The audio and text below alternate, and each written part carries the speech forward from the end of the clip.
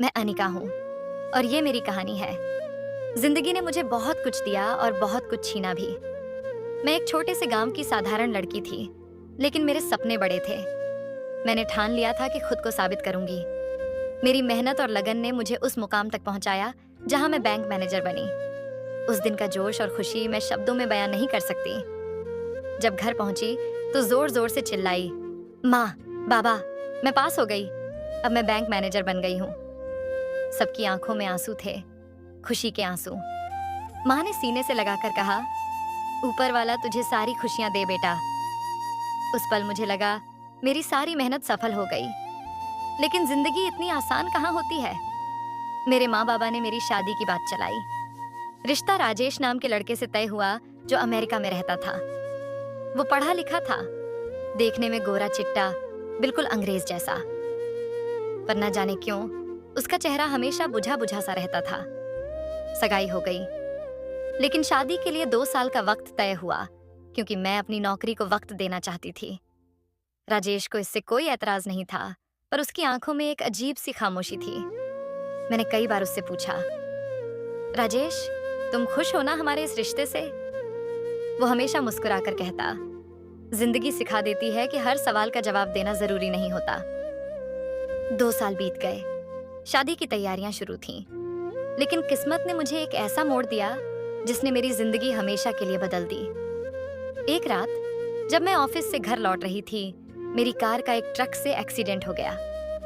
सड़क पर 2 घंटे तक मैं पड़ी रही। जब लोगों ने देखा तो मुझे अस्पताल पहुंचाया।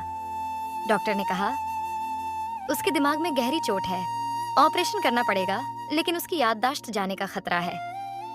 और वही हुआ। ऑपरेशन के बाद मैं सब कुछ भूल चुकी थी। मैं अपनी माँ को नहीं पहचान सकी, राजेश को नहीं जानती थी, एक बच्ची की तरह बर्ताव करने लगी थी।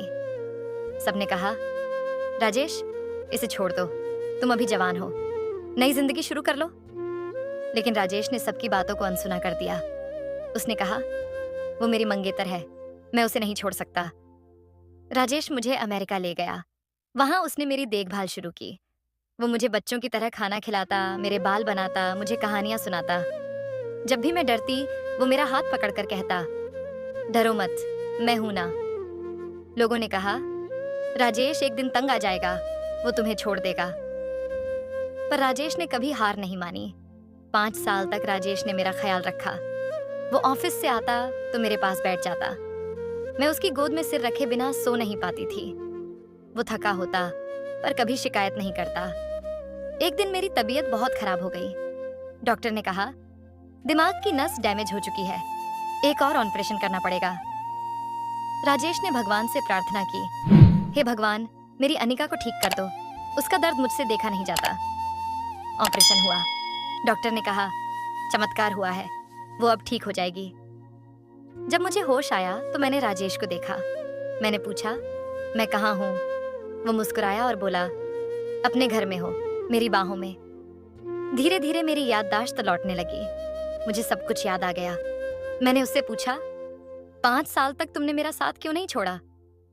उसने मेरी आंखों में देखा और कहा, हम सफर कभी छोड़कर नहीं जाते। अच्छे वक्त में साथ देने वाले बहुत मिलते हैं, लेकिन बुरे वक्त में जो साथ निभाए वही सच्चा साथी होता है। आज मैं पूरी तरह ठीक हूँ। मैंने राजेश से कहा, तुमने मेरी जिंदगी बचाई, अब मैं तुम्हें कभी तकलीफ नहीं दूंगी। उसने मेरा हाथ पकड़ा और कहा, तुम मेरी जिंदगी हो, तुम्हें छोड़ने का सवाल ही नहीं उठता। दोस्तों, ये मेरी कहानी थी। क्या आपको लगता है कि सच्चा प्यार आज भी जिंदा है? अगर हाँ, तो कमेंट में बताइए। हमारी कहानी पसंद आई हो तो वीडियो को लाइक करें, चैनल को सब्सक्राइब करें और घंटी दबाना ना भूलें।